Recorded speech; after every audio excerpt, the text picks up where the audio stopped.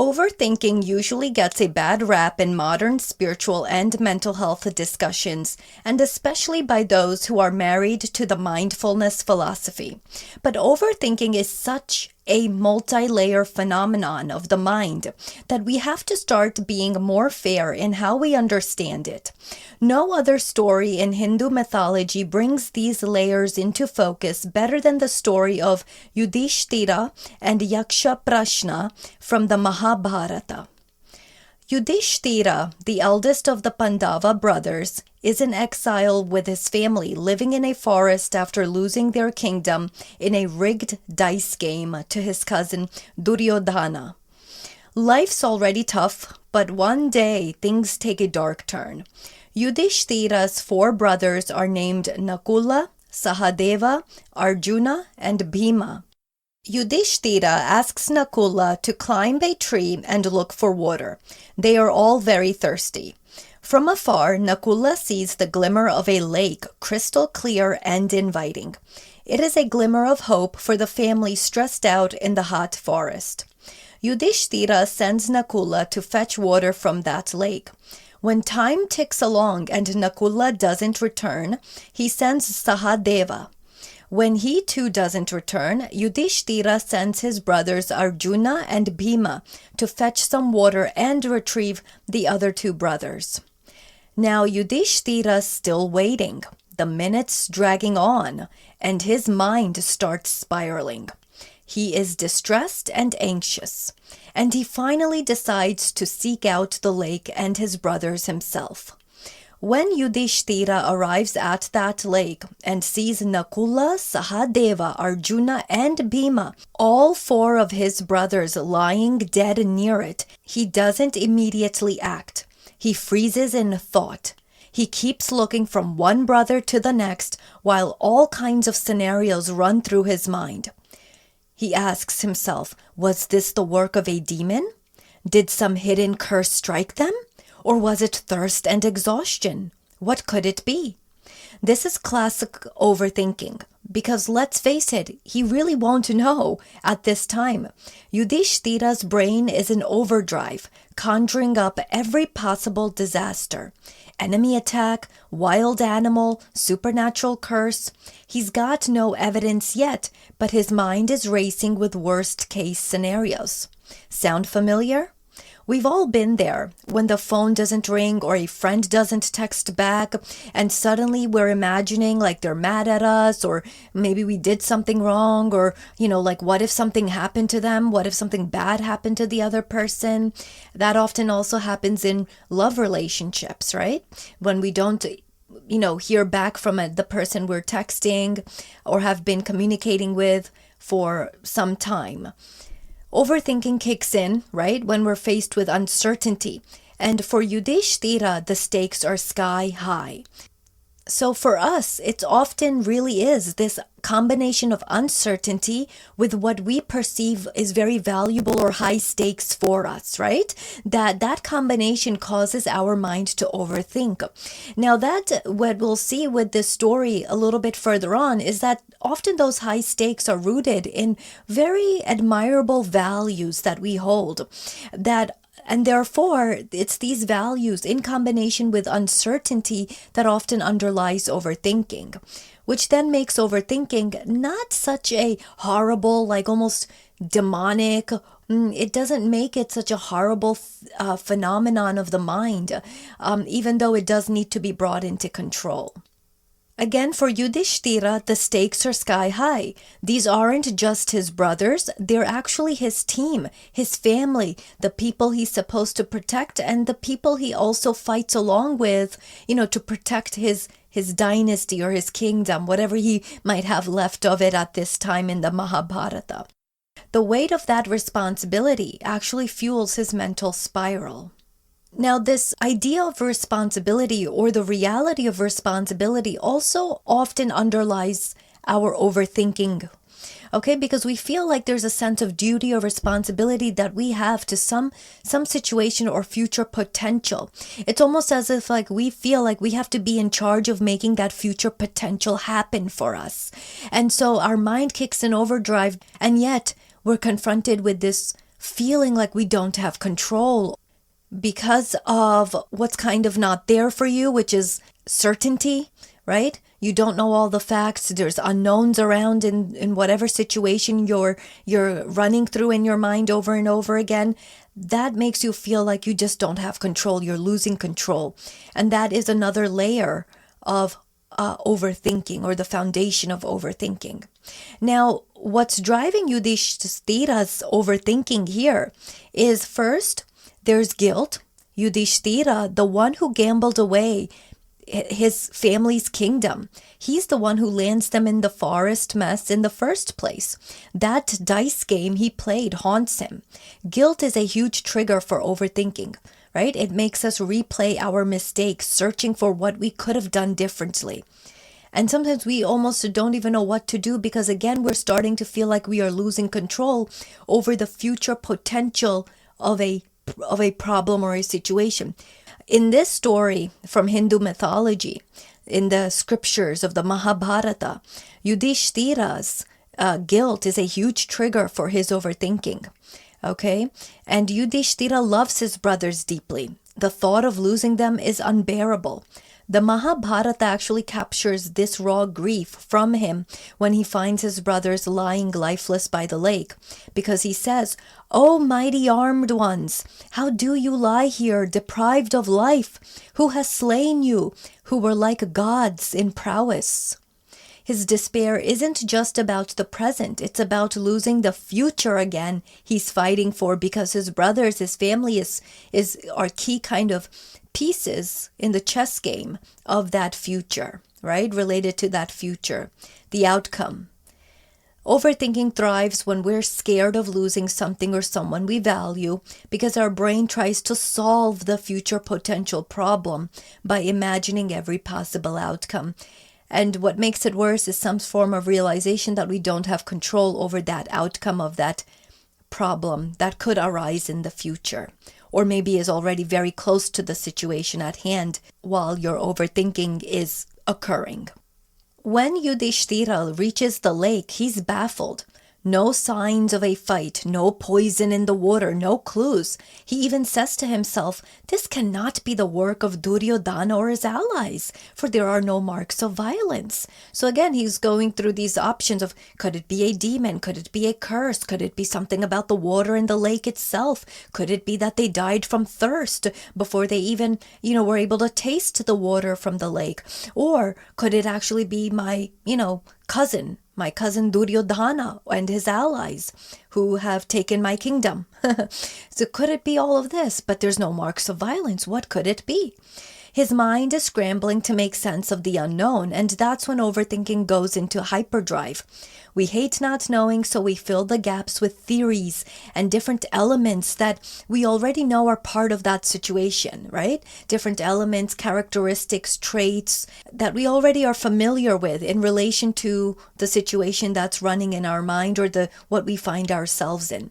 No matter kind of how far-fetched those elements might be, or the theories we have, the scenarios we have coming up in our minds might be, we still kind of go through them. We try to piece all these different elements of what we've kind of known about a person who's maybe suddenly feeling like he or she has ghosted us. We kind of piece all these elements together in order to try to make sense of why we suddenly find ourselves in this uncertainty, or with this big question mark in front of us. So Yudhishthira's overthinking is in full swing, but here's where the story gets wild. A mysterious voice, a yaksha, a nature spirit, tells him his brothers are dead because they drank from the lake without answering his questions. Realizing that this is no ordinary being, Yudhishthira bows respectfully toward the yaksha and says, "Okay, ask your questions, O yaksha. I will answer to the best of my abilities." Despite his grief and racing thoughts, he chooses to engage, answering a series of deep philosophical questions. This is the famous Yaksha Prashna, and it's where we see Yudhishthira's overthinking actually be the foundation for something powerful. The Yaksha, or nature spirit, asks Yudhishthira, "What makes a man truly happy?" Yudhishthira replies, Right conduct and good deeds bring happiness, not wealth or desire. The Yaksha then asks, what is the greatest wonder in the world? Yudhishthira replies, every day men see others dying, yet they believe they themselves will live forever. This is the greatest wonder. Yaksha then asks, what is faster than the wind? And Yudhishthira replies, the mind. The Yaksha then asks, what rescues man in danger? Yudhishthira replies, courage.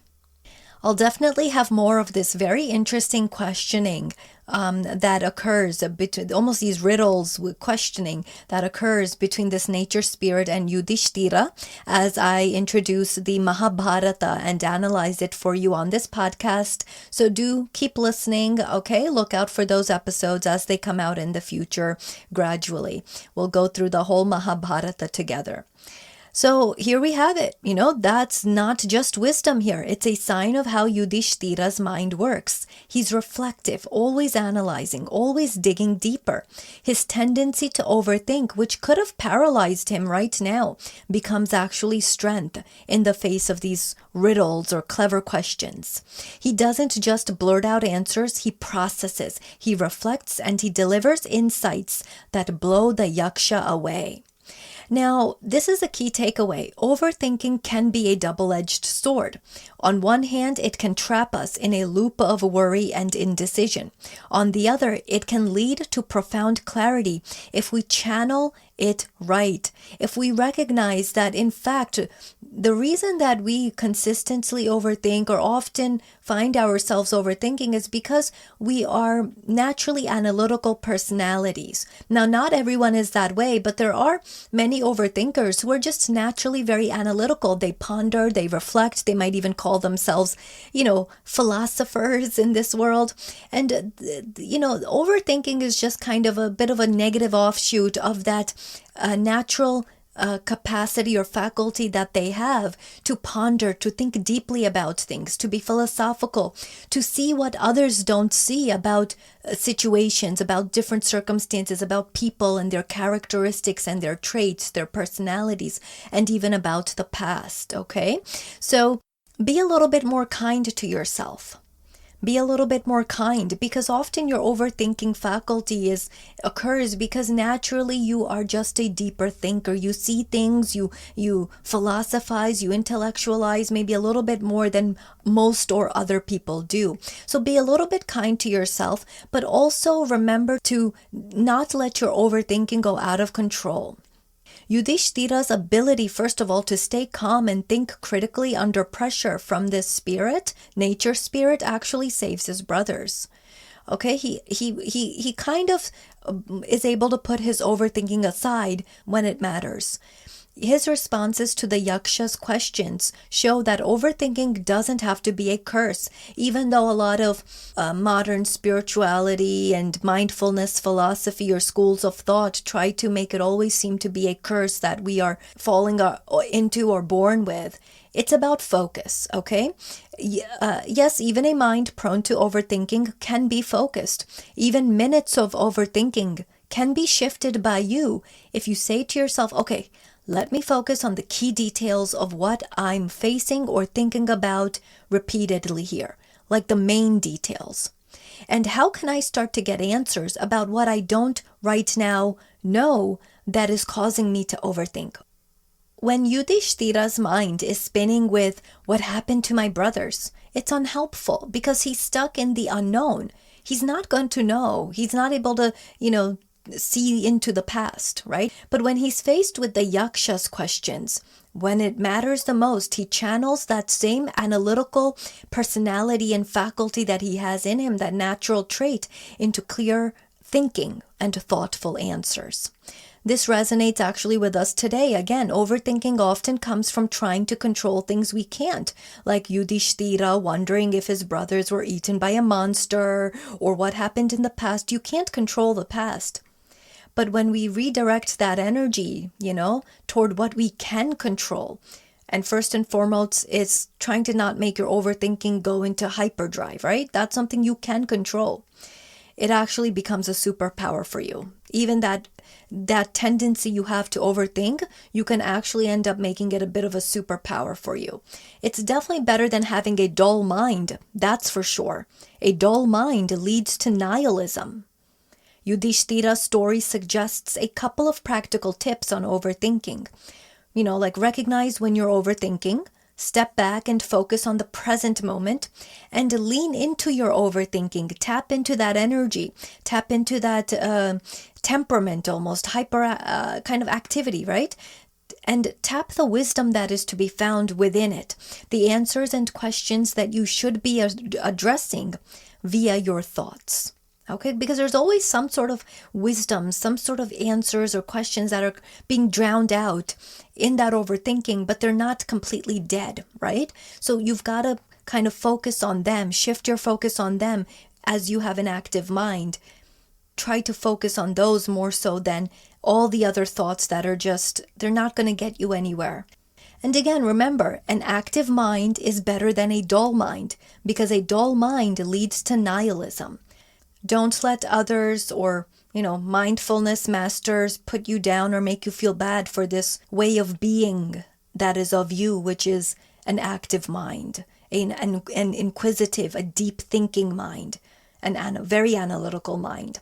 It can be a superpower if you just learn to find the wisdom and the key details in your excessive thoughts. There's one more layer here to this Hindu myth that's super telling. The Yaksha is actually Yama, the god of death in Hinduism, in disguise. Yama, after revealing himself, says to Yudhishthira, "I tested you to see if you would remain righteous even in sorrow. You have proven your wisdom and patience." He then offers to restore one of Yudhishthira's brothers to life. Yudhishthira chooses Nakula, the son of his stepmother, Madri, over Bhima and Arjuna. And Sahadeva. When Yama asks why, Yudhishthira says, "My father Pandu had 2 wives, Kunti and Madri. I live as Kunti's son. Let one son of each mother live, so that both lines remain unbroken." Pleased beyond measure with this wisdom, Yama restored all 4 brothers to life and blessed them with strength for their remaining years in exile. He promised that their hardships would soon end and that righteousness would ultimately triumph. The choice made by Yudhishthira shows that his overthinking isn't just about logic. It's tied to his values. He's not overanalyzing battle tactics. He's weighing fairness, love, and duty. Again, it reminds me of what I taught you just a couple of minutes ago in this podcast episode of Naked Hindu Tales on overthinking. It's that overthinking often comes from caring deeply, from some values that we hold on to that underlies overthinking. And that's not a bad thing. It's human. This calls for kindness or self-kindness even as we struggle or even as you're struggling with overthinking, okay? So what's the big lesson from Yudhishthira's despair? Overthinking is a natural response to high stakes and uncertainty, but it's also how we handle it that matters. Yudhishthira's story shows us that wisdom can be found even in the subjects of our racing minds. If we make a conscious choice to just focus, okay, we can find that wisdom. Next time you're stuck in a mental loop, think of Yudhishthira by that lake. Take a page from his book, pause, and let your values guide you through the noise. Remember what matters, and don't forget that you also have to care for yourself. You have to value yourself as you're going through overthinking, and that will help you actually say to yourself, okay, I'm doing wrong by me if I keep overthinking in this way. So let me just focus on the thoughts that matter, on what matters here, on what's going to actually help me figure out the unknown right now.